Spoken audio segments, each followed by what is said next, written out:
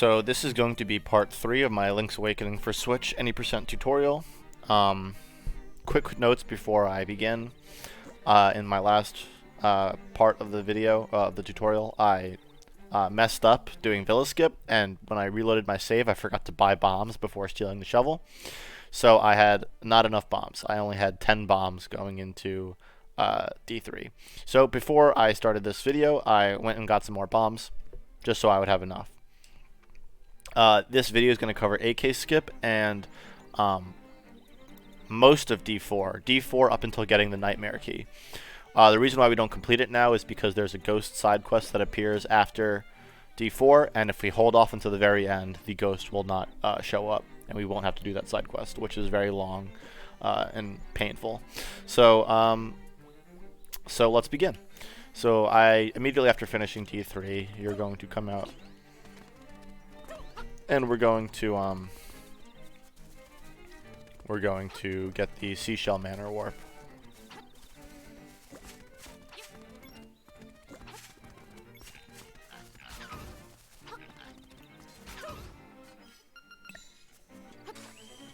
And we're gonna warp to Dompe's house, also known as Boris's Hute.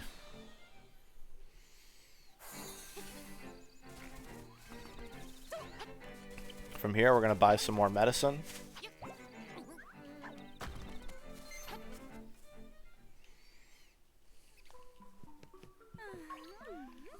She wants 42 bucks, and I'm happy to pay that to her because I'm very confident that I can get 12 rupees before D6, or the end of D6, which is when we need 300 rupees.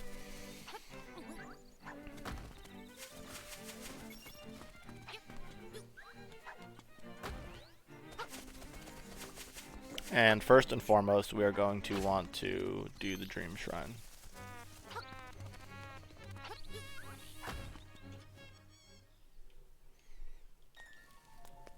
Sorry, I was looking down at my phone. I was not paying attention to me walking into the wall.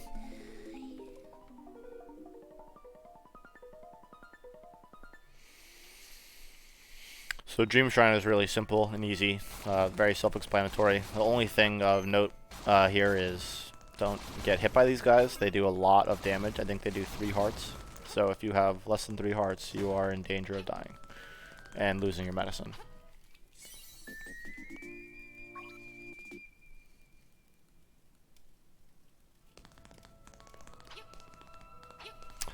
Next, now that we have the Ocarina, we want to speak with Marin and learn the Ballad of the Windfish, which is a fantastic song. And so I will let us enjoy this music.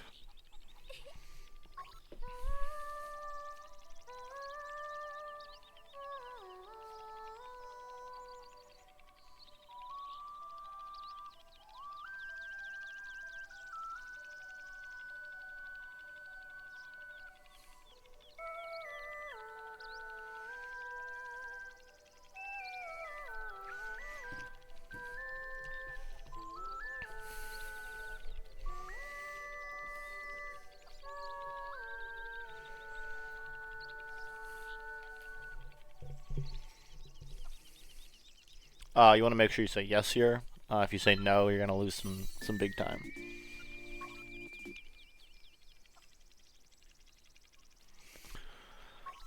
So from here, we're going to start abusing the fox again.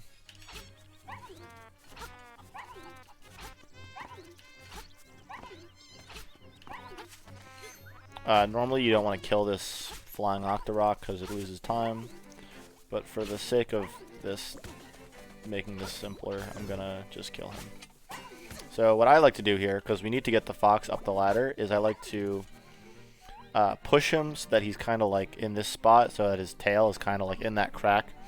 It can work if he's a little bit to the right or left of the crack, but this is ideally what I want to aim for. So I talk to him, put a bomb on his head, and then walk up the ladder and run right. That actually was very weird, the way he did it, so I was gonna knock him down and do it again, just to show you what it should look like. He actually started moving before the bomb blew up. So this, boom, put the bomb, and walk right. And then that's how I do it. From here, we continue upwards.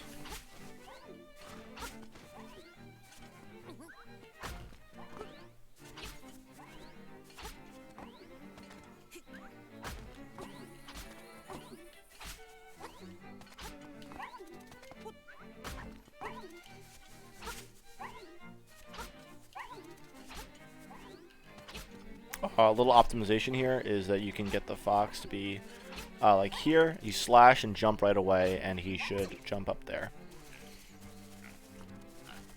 You don't want to postpone the jump at all. As soon as you slash him, you want to jump.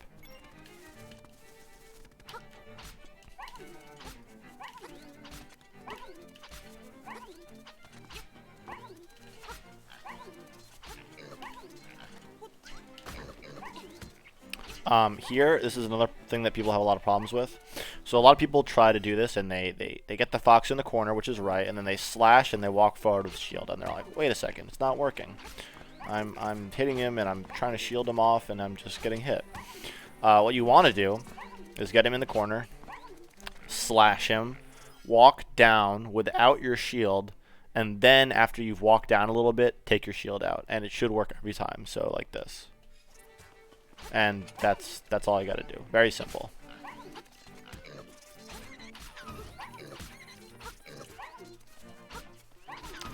So before I actually do, let me just kill this guy so that he doesn't bother us. Normally you wouldn't want to kill him, but I'm going to just do it so I can explain myself without being bothered by him. So I like to get the fox in this, vicinity. I like to get him over here, and then I kind of push him along the wall until my goal is so right now I'm talking to the fox, and you can see Link is angled and the fox is angled. They're not perfectly in line with each other. So I'm going to push the fox a little bit more, and I'm going to talk to him again. So that's pretty good. You can see the fox is slightly angled, so could be better. So I'm going to move over a little bit. Now he's angled the other way. And now he's perfectly straight. Link is perfectly straight. The fox is looking perfectly straight. So this is what we want.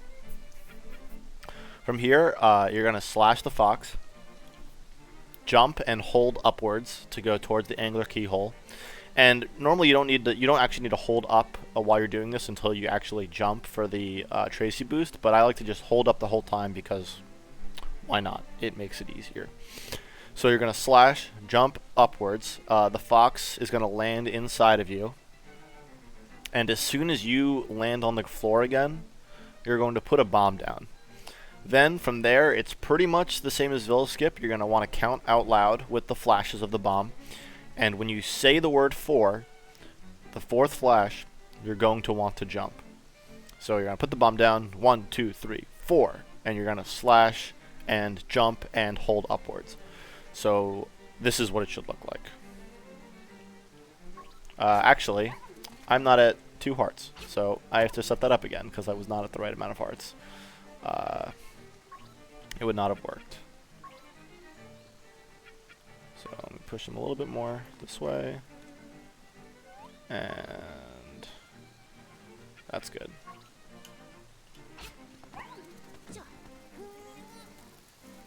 So that is AK skip. And it's very hard. It's very difficult. Don't be ashamed if you can't get it. It's incredibly difficult. But yeah, that's how you do it. So then from here we can just jump right through into D4. So like always, I'm going to be showing you how I do D4, or how you're supposed to do D4. So you come in. You're normally supposed to just run up these stairs. But I like to actually, I think I'm alone in doing this, so you don't have to do this. I do it. I kill the enemies in here because you need to kill them sooner or later anyway to get through this door. So I just kill them, and then I run and I get these bombs right over here, just to stock up on more bombs. So I kill these guys. I get the bombs. Go over here, up, down. You get this chest, you get that chest, and then you you load your autosave. So then you're gonna spawn back here. Depending on your bomb count, you can go get more bombs if you want, or you don't have to. If you didn't kill the enemies before, you have to kill them now. And you're going to go in here. You're going to go in here, get the chest and kill all the enemies in there to get out. And you're going to go in here, peer, dash over that, go left,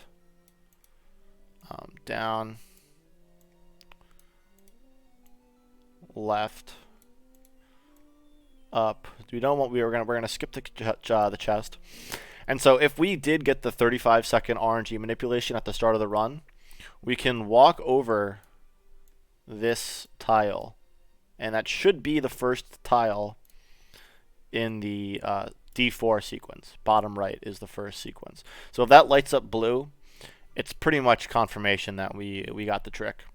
So then we're gonna get this chest, and then we are going to backtrack the way we came.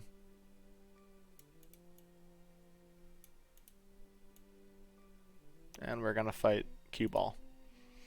From Cue Ball, we're going to go and get the flippers. Then we're going to leave, and we're going to come down, and we're actually going to do the... This is... Okay. I'm going to use a different color line now that we're about to overlap. So once we get the Nightmare Key, we go down. Do the puzzle, we go in the stairs, and then we should come out over here. We get the Nightmare Key, and then we leave the dungeon. So that's D4. So let's do that.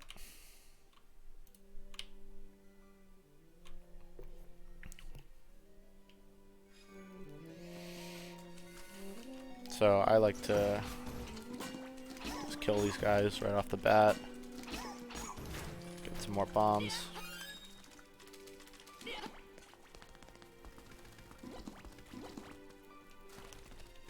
I didn't need to pause there actually, because I should have equipped bomb and arrow at the same time. But now I can shoot a bomb arrow and get this chest.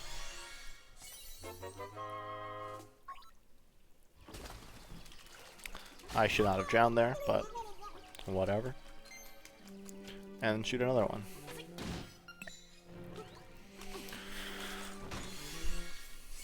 So this is where we auto-load, or load our... Whenever I say auto-load, I mean load our autosave. I just say auto-load. So now that we've killed these enemies, we can just go straight in here. I like to get this guy's attention and kill this guy.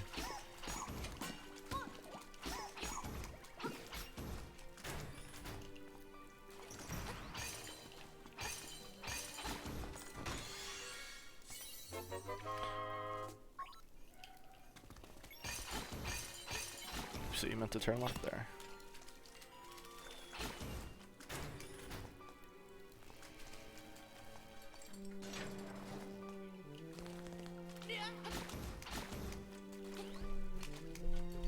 From here, you can just dash all the way through and get that jump. Block this guy, jump over him. Pretty snazzy movement, if you ask me. From here, you could do a little optimization where you... Okay, it would have worked. Oh, it did work. Normally, if you can't make the jump, you can just go around to the right there. Otherwise, you can do what I just did, and you should be good. So here we're going to see if we got our RNG manipulation correct, and we did. Since that is the first tile. There's a chance we got the 34-second manipulation, except not really, because I don't think I was that late. Because that one also starts with bottom right. For Cue Ball coming up, you're going to want to try and find... Jeez. You're going to want to find another person's tutorial to really help you with that if you're trying to be as optimal as possible. I'm very bad at this boss fight, I don't do any of the really good strats for it. I just kind of wing it. So what I do is, I'll just show you what I do. I try to slash him once, I try to slash him again, and then I try to get him again, but I miss a lot of the times. Here, I can never land spin slashes, so I just do this. And then he comes back over here, and I do this 2 more times, and he dies. So yeah, you can kill him much quicker than that, but if you're like me and you suck at that boss fight, then you can just do what I just did there. And I mean, it's not the end of the world. There are much bigger time saves in the game than a 1 cycle cue ball. So now that we have the flippers, we're just going to go get the nightmare key, and then we're going to leave. So you can also confirm your pattern here. So I just got bottom right, top left. So that just confirmed that it is the 35-second pattern. So now I'm going to do bottom right, top left, bottom left,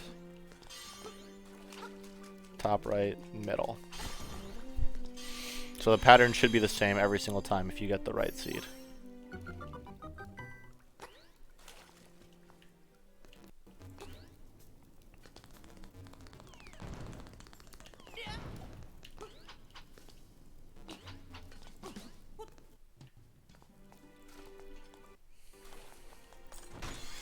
And we're going to leave the dungeon now.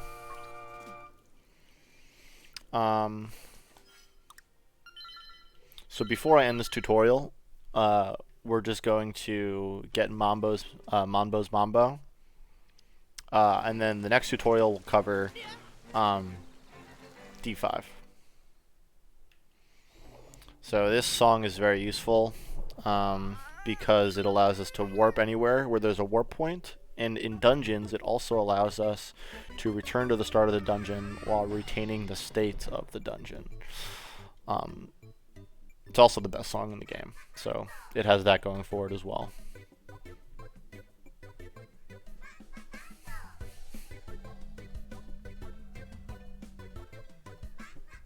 Yeah, great song.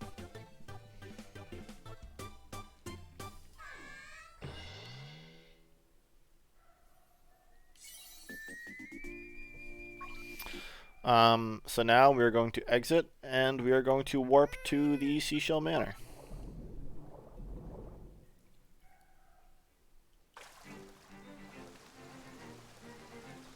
So I will see you guys in the next tutorial.